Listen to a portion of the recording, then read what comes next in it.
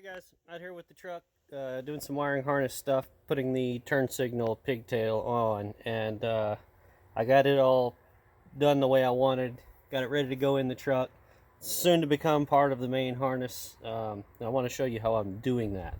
So what I've got is I've got the turn signal switch temporarily installed. It's not on there tight, just on there at the right spot.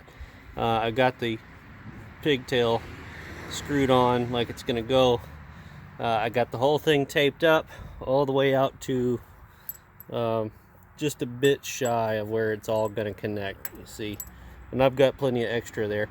When you're doing wiring and you're putting new wires, you always want to leave more than enough, you know, a few inches extra, because if you come up short and you have to add 3 or 4 inches of wire or 1 inch of wire with a bunch more connectors, it's really a shameful thing to have to do, and I won't even do that. I'll start over. So I always leave myself a few extra inches of wire. Now what I did is I went and I did up the whole harness the way I wanted it, stopped just short like I just said, and what I'm doing now is I'm routing it the way I want it, and I've got to go in here and what I'll do is make sure it is in the places it needs to be. It's clear of anything it could really rub on, like this copper line. What I'm going to do is it's going beside it now. I'm probably going to end up going over it and through that firewall hole. And then I'll zip tie it to the junction here where the other 3 legs come off the main harness.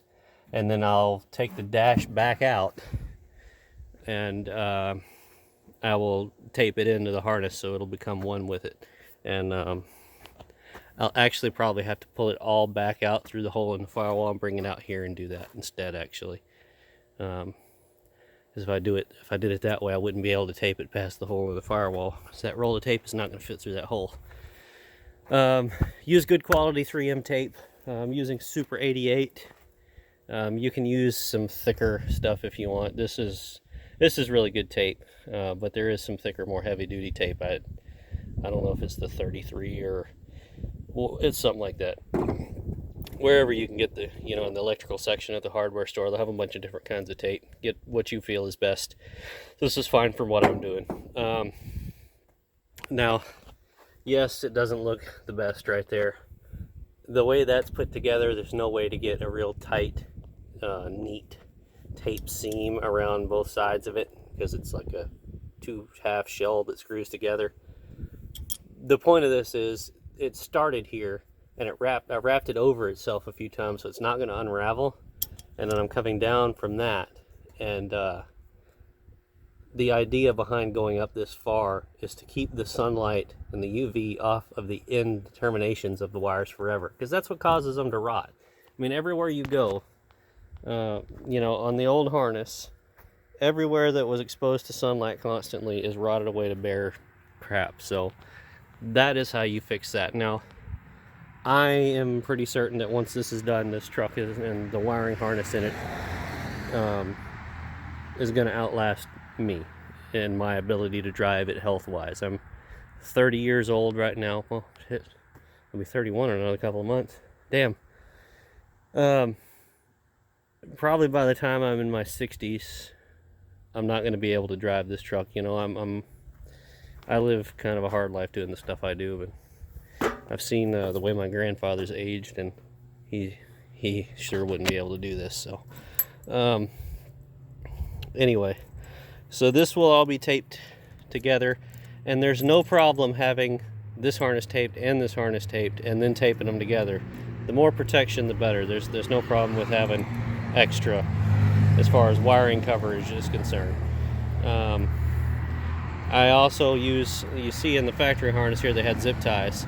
I did the same thing. About every 3 or 4 inches, I used a small zip tie, and then I went and taped over the zip tie about one tape width on each side, and then a couple times around the zip tie itself to keep everything secure.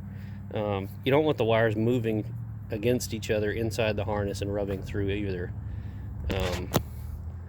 So once that's done, actually I will probably go ahead and solder all these terminations together first.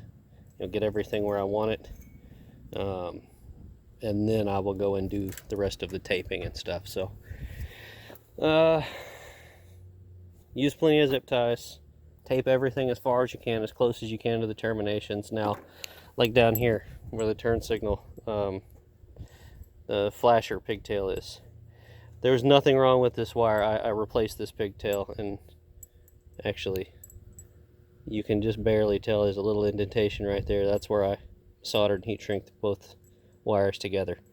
So this wire isn't rotten, but I still went ahead and taped it from the very start of it, all the freaking wasp, man, all the way up, and then came around and went down or up the other leg and terminated that right there.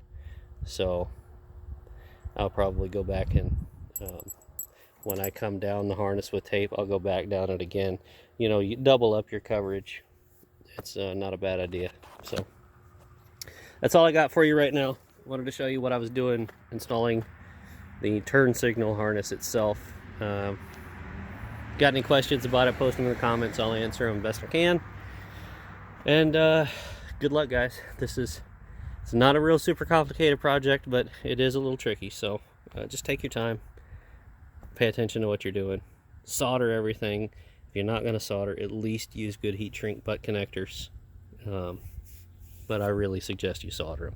So thanks for watching. Hope you learned something. Like and subscribe, and we'll see you on the next one.